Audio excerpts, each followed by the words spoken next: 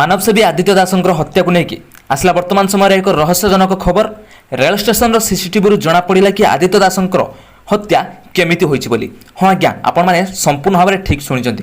ତେବେ ଯଦି ଆପଣମାନେ ଜାଣିବା ପାଇଁ ଚାହୁଁଛନ୍ତି ଆଦିତ୍ୟ ଦାସଙ୍କର ମୃତ୍ୟୁ କେମିତି ହୋଇଛି ବା ହତ୍ୟା କେମିତି ହୋଇଛି, ତାହେଲେ ଏହି ଭିଡ଼ିଓଟିକୁ ଶେଷ ପର୍ଯ୍ୟନ୍ତ ନିହାତି ଭାବରେ ଦେଖନ୍ତୁ। ଏବଂ ଯଦି ଆପଣଙ୍କୁ ଭିଡ଼ିଓଟି ଭଲ ଲାଗେ, ଭିଡ଼ିଓ ଗୋଟେ ଲାଇକ୍ କରିବା ସହିତ ଆପଣଙ୍କ ସାଙ୍ଗସାଥି ଭିଡ଼ିଓଟିକୁ ପ୍ରବଳରୁ ପ୍ରବଳ ମାତ୍ରାରେ ସେୟାର କରିନିଅନ୍ତୁ। ତା ସହିତ ଆଗକୁ ଏମିତି ଅପଡେଟ୍ ପାଇବା ପାଇଁ ଚାହୁଁଥିଲେ ଆମ ସହିତ ଯୋଡ଼ି ହୋଇ ରୁହନ୍ତୁ। ଆମ ଚ୍ୟାନେଲକୁ ସବସ୍କ୍ରାଇବ୍ କରି ପାଖରେ ଆସୁଥିବା ଘଣ୍ଟି ଚିହ୍ନଟିକୁ ଦବାଇ ଦିଅନ୍ତୁ। ଆପଣ ବି ଯଦି ମାସକୁ 4,000 ରୁ 5,000 ଟଙ୍କା ଇନକମ୍ କରିବା ପାଇଁ ଚାହୁଁଛନ୍ତି, ଭିଡ଼ିଓ ଟାଇଟଲ୍ ଉପରେ କ୍ଲିକ୍ କରନ୍ତୁ। ଡେସ୍କ୍ରିପ୍ସନ୍ ଖୋଲିଯିବ। ଡେସ୍କ୍ରିପ୍ସନରେ ଫୋନ୍ ଆପ୍ଲିକେସନର ଲିଙ୍କ୍ ଅଛି, ଡାଉନଲୋଡ୍ କରନ୍ତୁ, ଇନଷ୍ଟଲ୍ କରନ୍ତୁ ଆଉ ପାଆନ୍ତୁ ଫ୍ରି ପେଟିଏମ୍ କେସ୍ 50 ଟଙ୍କା। ତ ଫ୍ରେଣ୍ଡସ୍ ଆଉ ଥରେ କହି ରଖୁଛି, ଟାଇଟଲ୍ ଉପରେ କ୍ଲିକ୍ କରନ୍ତୁ, ଡେସ୍କ୍ରିପ୍ସନ୍ ଖୋଲିଯିବ, ଡେସ୍କ୍ରିପ୍ସନ୍ ଉପରେ କ୍ଲିକ୍ କରନ୍ତୁ, ମାସକୁ 4,000 ରୁ 5,000 ଟଙ୍କା ଇନକମ୍ କରନ୍ତୁ। ଆଦିତ୍ୟ ଦାସଙ୍କର ହତ୍ୟାକୁ ନେଇକି ଏକ ଚାଞ୍ଚଲ୍ୟକର ଖବର ଏବେ ସାମ୍ନାକୁ ଆସିଛି। ରେଳ ଷ୍ଟେସନର ସିସିଟିଭି ଖୋଲିଲା ଆଦିତ୍ୟ ଦାସଙ୍କର ମୃତ୍ୟୁର ରହସ୍ୟ ଏବଂ ଜଣାପଡ଼ିଯାଇଛି ଯେ ଆତ୍ମହତ୍ୟା ଥିଲା ନା ହତ୍ୟା ଥିଲା। ତ ଫ୍ରେଣ୍ଡସ୍ ଦେଖନ୍ତୁ, ମାନବ ପ୍ରେମୀ ଆଦିତ୍ୟ ଦାସ ଏତେ କମ୍ ବୟସରୁ ସମସ୍ତ ପୁଣ୍ୟ କାର୍ଯ୍ୟ କରୁଥିଲେ।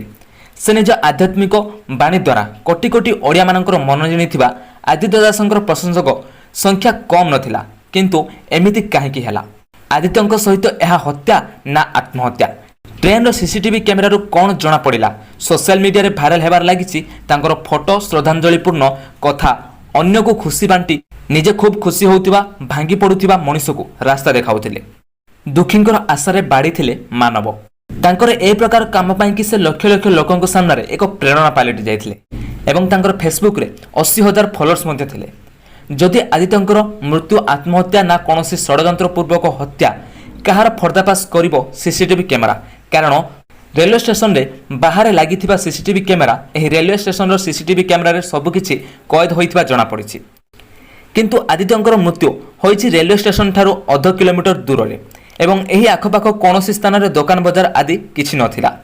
ଏଠାରେ କିଛି ଦୂରରେ ଥିବା କିଛି ସିସିଟିଭି କ୍ୟାମେରାରେ ଆଦିତ୍ୟ ଏକୁଟିଆ ଯାଉଥିବାର ଦୃଶ୍ୟ କଏଦ ହୋଇଥିଲା। ତେବେ ଏପର୍ଯ୍ୟନ୍ତ ସ୍ପଷ୍ଟ ହୋଇନାହିଁ ଯେ ଆଦିତ୍ୟ କିମ୍ବା ଅନ୍ୟ କେହି, ତଥାପି ଏହାକୁ ନେଇକି ବର୍ତ୍ତମାନ ସୁଦ୍ଧା ଯାଞ୍ଚ ଜାରି ରହିଛି ଏବଂ ରେଲୱେ ଷ୍ଟେସନରେ ସିସିଟିଭି କ୍ୟାମେରା ଯାଞ୍ଚ କରାଯାଉଛି। କ'ଣ ଏଥିରେ ପ୍ରକୃତ ସତ କଥା ବାହାରିବ? ଆଦିତ୍ୟଙ୍କୁ ହତ୍ୟା କରାଯାଇଛି ନା ସେ ଆତ୍ମହତ୍ୟା କରିଛନ୍ତି?